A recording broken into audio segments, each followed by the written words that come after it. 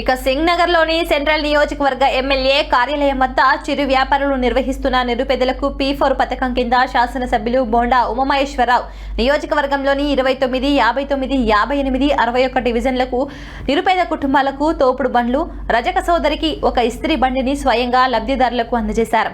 ఈ సందర్భంగా బోండా ఉమ్మగారు మాట్లాడుతూ ఎన్నికల సమయంలో ప్రజలకు ఇచ్చిన హామీలను అమలు చేయడమే కాకుండా ప్రజల అవసరాలకు అనుగుణంగా అదనపు సంక్షేమ కార్యక్రమాలను కూడా అమలు చేస్తున్న ప్రభుత్వం ముఖ్యమంత్రి నారా చంద్రబాబు నాయుడు నాయకత్వంలోని ఎన్డీఏ కూటమి ప్రభుత్వానిదేనని కొనియాడారు.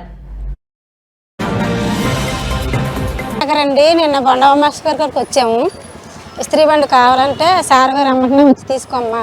నా పేరు శ్రావణ్ కుమార్ అండి. మాది మధురనగర్ 29 డివిజన్.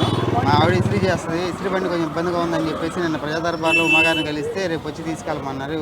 శారదయ్య వాళ్ళ ఇస్త్రీ బండి తీసుకుంటున్నాం. టీడీపీ పాలిట్ బ్యూరో సభ్యులు, ప్రభుత్వ సెంట్రల్ నియోజకవర్గ శాసనసభ్యులు బోండా ఉమామహేశ్వరరావు గారి నిన్ననే శుక్రవారం నాడు ప్రజా సమస్యల పరిష్కార వేదిక జరిగినటువంటి దానిలో వచ్చినటువంటి దరఖాస్తుదారులకి ఈరోజు రజకులకు ఒక ఇస్త్రీ బండి నలుగురికి తోపుడు బళ్ళు ఇచ్చి హాకర్స్ వ్యాపారం చేసుకుంటూ దినసరి రోజువారీ కూలీలుగా ముందుకు పోయేటువంటి వాళ్ళందరికీ కూడా ఆయన చేతుల మీదుగా అందించడం జరిగింది.